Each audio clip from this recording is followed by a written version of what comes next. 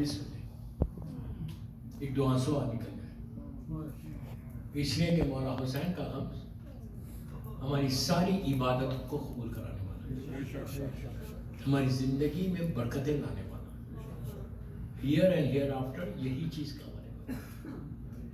محبت حسین سے ہے نا، کچھ ملے نہ ملے حسین کا کرم مل جائے بس، اس غریب کا کرم، اس مظلوم کا کرم جس کا گھر ایک دوپہر میں اجڑ گیا، ایسا اجڑا بی بی کا گھر کہ اب قیامت تک یہ گھر کبھی آباد نہیں ہوگا۔ میں نے کہہ دیا بڑے بڑے جملے اور آپ نے سن لیا، اب قیامت تک بی بی کا گھر کبھی آباد نہیں ہوگا۔ ہر ماں کی گودی اجڑ گئی، ہر ماں تڑپتی رہی کہ ہائے میرا بچہ۔ کربلا کی ماؤں میں ایک بیوی ایسی ہے کہ جس کی گودی کربلا میں بھی اجڑی اور شام میں بھی اجڑی۔ آپ سمجھ گئے، آپ سمجھ گئے۔ آہستہ نہیں رونا، آہستہ نہیں رونا، اس لیے کہ میری مظلوم شہزادی نے کچھ نہیں مانگا تھا، یہی کہا تھا بابا میرے بچے پہ روئے گا کون بابا، جب میں نہیں رہوں گی، اب الحسن نہیں رہیں گے، آپ نہیں رہیں گے، حسن نہیں رہے گا۔ تو اس وقت اللہ کے رسول نے کہا تھا کہ بیٹی اللہ ایک قوم پیدا کرے گا جو حسین پر گریا کریں گے۔ تو اس وقت میری شہزادی کے دل کو سکون پہنچا اور ہاتھوں کو اٹھا کے دعا دی تھی کہ میرے بچے پہ رونے والوں اللہ تم سلامت رکھے۔ میں ہمیشہ یہ بات کہتا ہوں کہ آج اگر ہم سلامت ہیں تو میری مظلوم شہزادی کی دعا سے، ورنہ دنیا ہم کو ختم کر دے، دنیا ہم کو ختم کر دے۔ یہ صرف میری مظلوم بیوی کی دعا ہے کہ تم ہر بیماری سے بچے ہو، ہر پریشانی سے بچے ہو۔ بیوی ہم سے کچھ نہیں چاہتی، بیوی یہی بولتی میرے بچے کا ماتم کرو، میرے بچے کا ماتم کرو، میرے بچے پر آنسو بہا لو۔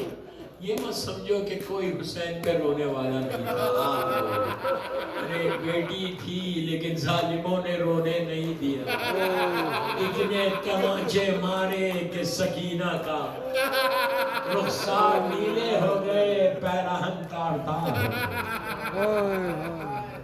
گئے۔ بی بی رباب اس بیوی کا نام ہے کہ جس کی گودی کربلا میں ایسے اجڑی۔ یہ بی بی کی عجیب مصیبتیں ہیں دوستو، یہ وہ ایک واحد بی بی کہ جس کے دو معصوم بچے، ایک علی اصغر، ایک بی بی سکینہ، گودی اجڑ گئی، دونوں ظلم سے شہید۔ اور یہ وہ واحد ماں ہے کربلا کی۔ کربلا کی ہر ماں کو یہ یقین تھا کہ میرا بچہ میدان میں جانا واپس نہیں آئے گا۔ حسین نے لیلا سے کہا تھا جب دعا کے بعد علی اکبر واپس آئے تو کہا تھا لیلا اب دعا نہیں کرنا علی اکبر کی واپسی کے لیے۔ شہزادی زینب نے وصیت کی تھی کہ بچوں لڑتے ہوئے نہر کا رخ نہیں کرنا۔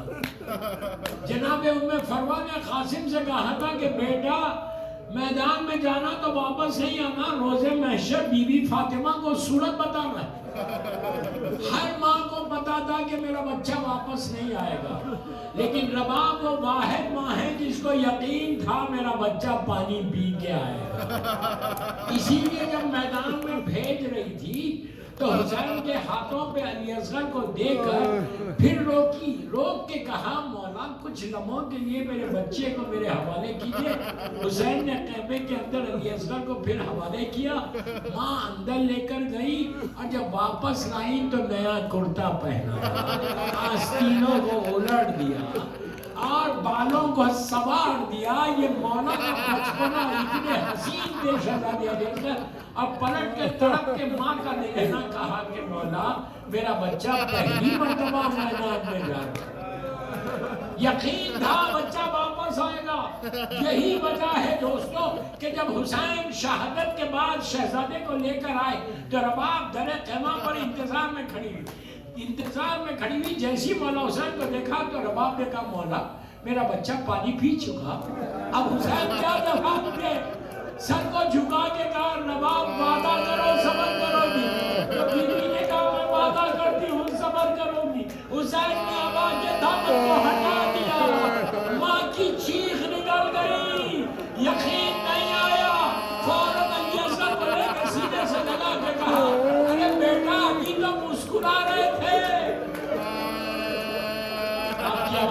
فرصت ہو گئی، اسی طرح فرصت ہو کہ آج بی بی رباب آپ کو دعا دے، بی بی رباب آپ کو دعا دے۔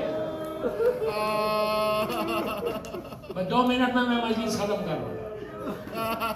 ماں شہزادے کو حسین کے حوالے کیا، مولا حسین پشت خیمہ آئے اور آ کر زمین کو تھوڑا سا لکھ کیا، چھوٹی لہت بنائی۔ اب میری طرف دیکھو، تم بہت روگے، بہت روگے۔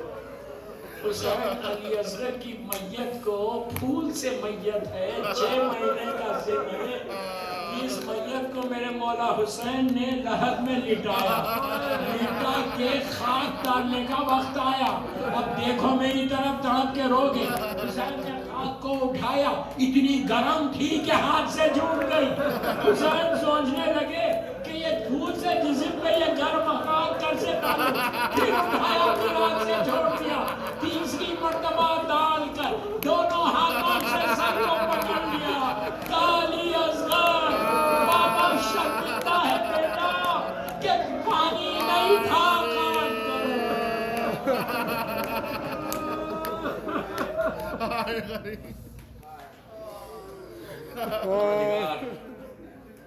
میری ماں بی بی رباب کے بچوں کا واسطہ ان آوازوں پہ اپنی رحمت کو نازل فرما۔ پروردگار شہزادے علی اصغر کا واسطہ ہمارے گناہ کبیرہ صغیرہ کو معاف کر دے، ہماری ان مجالس کو بی بی مظلوم بی بی زہرا کی بارگاہ میں